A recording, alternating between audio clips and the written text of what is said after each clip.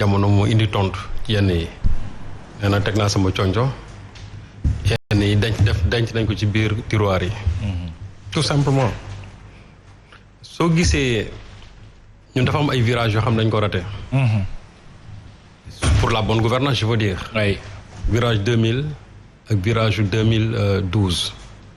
2000 Sénégalais yi dañu fondé woon seen espoir que ne bu ñu falee ñu bees c'est-à-dire génne fi régime bi fi nekkoon pendant presque une quarantaine d'années ñu jël leen fi indi ñeneen ñooñu suñ ñëwee les règles de la bonne gouvernance ça dinañ ko mettre en application ci seen gouvernement.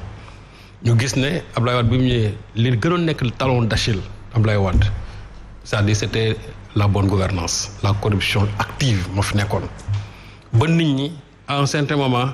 boo dégg seen i kàddu sax chaque fois da ngay dégg ñu ne la reddition des comptes c'est-à-dire c'est devenu une exigence nationale ba bi ñuy def seen campagne en 2011 2012 presque politiciens yëpp ko wax toujours de parler de la bonne gouvernance su ma jotee réew mi les gens vont rendre des comptes par rapport à la gabegie bi nga xamante ne moo amoon sous le règne de Wade et dafa nekkoon un axe central dans le programme de yoonu yokkute c'est-à-dire la bonne gouvernance c'est ça. D'ailleurs le président Macky Sall l'opposant Macky Sall. gouvernance sobre et vertueuse. waaw moom loolu doon wax gouvernance sobre et vertueuse. loolu rek avant le parti. loolu lépp daf doon résumé. ça c'était des slogans. yu nga xam ne moom laa la wax c'est-à-dire bëggoon nañu ko en fait. vraiment gis nga loolu xool daf doon indi benn quiétude ci nit ñi quoi. ça doon indi benn quiétude parce que nit ñi dañ ci fondoon espoir. bien sûr et li taxoon mu ne APR c'est-à-dire yaakaar boobu nit ñi dañu yaakaaroon ne. su le président sa Macky Sall su falloo. c'est-à-dire que loolu mu wax dina ko mettre en application. d'ailleurs pour même gën a firndeel loolu mu jël na engagement daan ne su ma ñëwee IGE dama koy génne présidence de la République. c'est-à-dire que IGE comme que président la ñoom la ñuy rendre compte dama koy génne c'est-à-dire ñu gën a am ay pouvoirs yoo xam ne des pouvoirs beaucoup plus indépendants. quand le président est venu au pouvoir premier acte yi mu posé mooy les convocations de Karim Wade ak les gens ñi newoon au pouvoir. oui Sénégal yi vraiment tàccu wax parce que ne loolu c'était une exigence nationale. exigence loolu ce n'est même pas une demande c'est une exigence nationale. oui ñu traduire leen mais on s'est rendu compte que finalement la politique politicienne a pris le dessus sur les règles de la bonne gouvernance. c'est ça. que en réalité Karim Wade ma nga xamante ne moom lañ ci soxla woon c'était tout simplement pour mën a def de sorte que le PDS ne puisse pas avoir de candidat mais ce n'était pas pour lutter contre la bonne gouvernance te d'ailleurs lu ci gën a métti mooy sous le règne de Wade il y a eu des morts bi ñuy xeex affaire M23 affaire Carboncan affaire dévolution monarchique du pouvoir Mamadou Diop daf ci ñàkkoon bakkanam et on nous avait promis des enquêtes indépendantes pour bu ñu ñëwee ñu xool Mamadou Diop dans quelles conditions ci la ñàkkee bakkanam. c'est ça. Mamadou Diop malheureusement jusqu'à aujourd'hui kenn mënu la wax kan moo rey Mamadou Diop et pourtant les gens. te xoolal loolu la mu yàgg. waaw mu yàggee. mu noonu. donc enquêtes yi ñuy laaj. da ngay dégg naañ la non les enquêtes suivent leur. moom nañ leen bàyyi. ñu jël mais xoolal exemple bu am solo bi nga jël. muy Mamadou Diop ba léegi. Mamadou Diop xam nga moom dossier am fàtte nañu circonstances yi mu faatu en fait. et d'ailleurs xam nga lu ci gën a grave mooy chaque année il y a un rapport boo xam ne ni les corps de contrôle dañuy génne rapport la Cour des comptes ñaata rapport la fi génnee.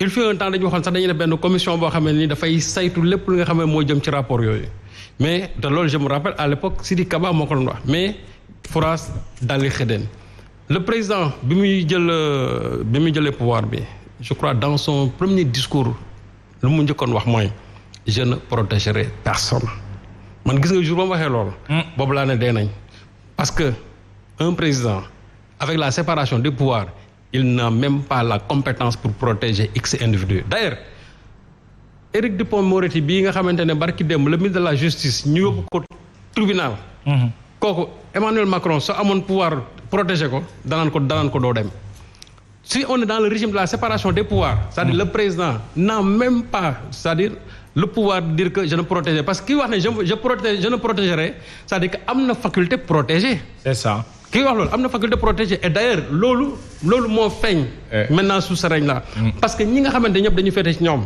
dossier Petro-Tim dans lequel son jeune frère a été impliqué jusqu'à aujourd'hui dara leeru ci nit ñi wax nañ xam nga bu ñu la tuumaalee dara waxuñu ne forcément yaa def mais il faut une enquête indépendante pour ñu mën a situer responsabilité yi dossier Petro-Tim jël nañ ko teg ko de côté l'affaire les 94 milliards jël nañ ko teg de côté et pourtant l'OFNAC a produit un rapport te xam lu ci gën a métti mooy ñi nga xamante ne ñoo yore poste yooyu chaque fois bu ñu dénoncé lu ci jëm ñu teg leen seeni poste Nafi Ngom Keïta quand il a osé parler de l'affaire Petrotim gis nga li nga xam ne moo ko tuumaal. c'est ça Cheikh Omar Anne bi ñu koy tuumaalee aussi gis nga bi ci nit ñi kii il a eu une promotion dafa am promotion au niveau de je crois de l'université donc muy autant de faits yoo xamante ne ni mais jaar na fi te pourtant dara ñi nga xamante ne nag léegi pour des raisons de politique politicienne soxla nañ leen ñooñu lu ñu def ñu teg leen ci yoon. Karim Wade en a été victime. Khalifa Sall en a été victime mais ñi nga xamante ne ñoom ñoo nekk ci pouvoir bi te nga xamante ne tuumaal nañ leen ci rapport yu bëri wax dëgg yàlla loolu war nañ ko mën a leeral.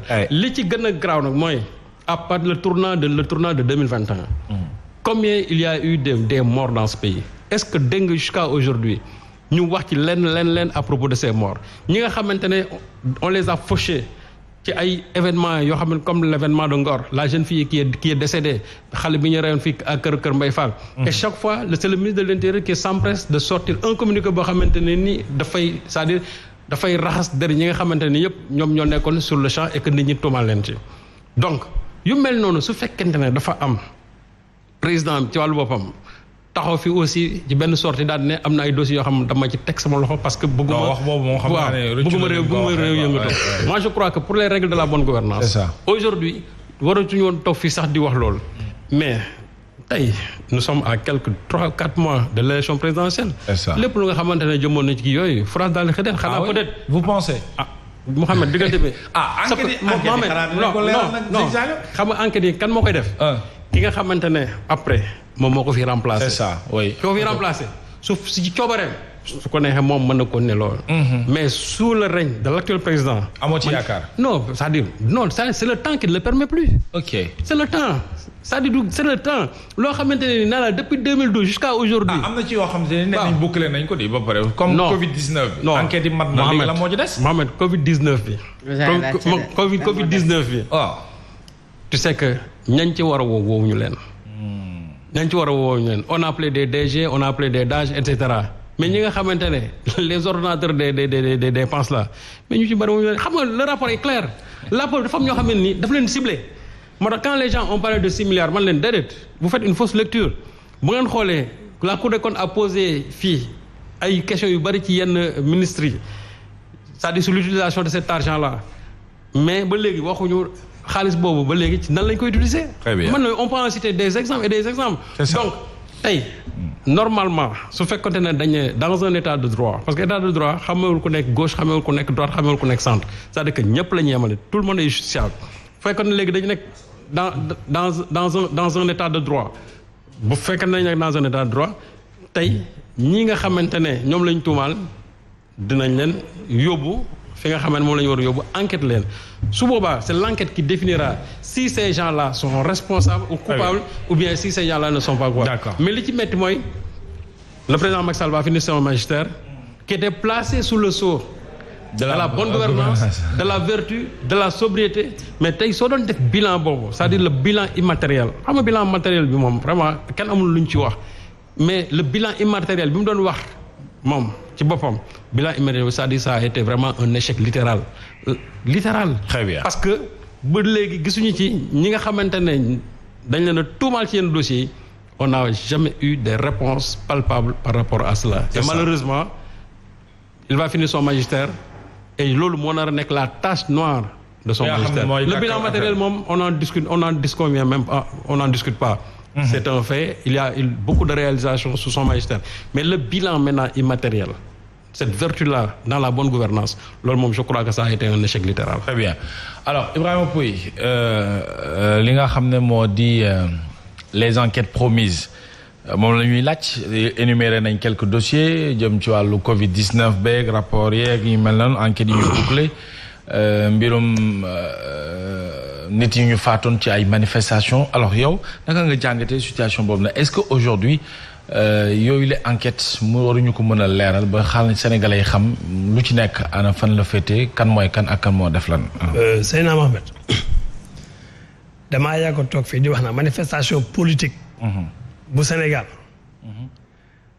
kuñ ci rey perte nga ku ci dee perte nga te soo ci xeexee ba ndam am ci. njëriñ nga taxoon nga koy njëriñ gi taxoon nga doon xeex ba ndam am ci doo ko gis wala doo ko yëg 1960 ba léegi at bu ne moment bu ne bu mbirum politique amee ay mort jafe-jafe conclusion wa enquête day am li tax moo ko mooy indexer un responsable ou des responsabilités nañ wax rek 1960 ba léegi amu ci benn enquête boo xamante ne ci côté politique boo xam ne am na aboutissement exemple maître Babacar Seye bañ ka faatee ci mbirum politique coow li bari ñu indexé ay nit bañ leen indexé ba jàpp leen dugg leen ci kaso ne ñoom ñoo def mbir ma président Abdoulaye Wade bi mu yéegee nekk président de la République da leen gracier amnistie. da leen amnistier amnistie les faits quoi. dañ leen amnistier ñooñu dañ leen amnistier ci ku rey nit un magistrat maître Babacar Seye tey ñooñu ñu amnistier te tuumaaloon leen ñu ngi toog ci plateau télé yi di wax réew mu sérieux ku ñuy jiñ rey une haute autorité de la magistrature sénégalaise yaa def ak defoo ñu tuumaal la ba tëj la ci kaso ñu amnistier la baal la nga génn kooku bu toogee di joxe ay leçons de morale wala di jàngal suñu doom yi wala suñu ndaw yi y a un problème nous ne sommes pas dans un état sérieux dans un autre pays kooku du waxati bay jàngale ay leçons de morale et tant d'autres y a combien de personnes yoo xamante ne tey dañ leen accusé ci ay deniers publics détournement deniers publics ay milliards yu askan bi bokk kenn détourné ko ñëpp indexé ko mu xëy suba di laaj mairie wala mu xëy suba transhumé ànd ak parti au pouvoir ci ku ñu waroon jàpp mu leeral alal askan wi mu jël tey kooku day toog ci plateau télé di wax naan dénk leen ma Sénégal yi tamit neppat tey enquête yi ñuy wax si ñi nga xam ne jot nañoo faatu